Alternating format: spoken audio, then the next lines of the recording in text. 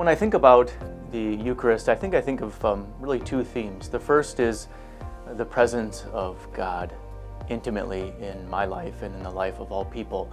If I go to the shores of East Africa or to the mountains of Chiapas, Mexico, or to the rolling fields of rural America, I know that in the Eucharist, in a tabernacle, in a chapel, or in a church, Christ is there present to me and to all people, where I can be with God and commune with God and talk to God in a very special and intimate way.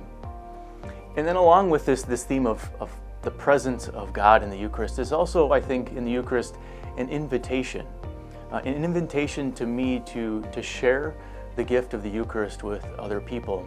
I oftentimes think about, why has God given me the gift of faith? And I'm very humbled by that gift. And so I think the thing that God is asking of me is to take and to then share that gift with other people.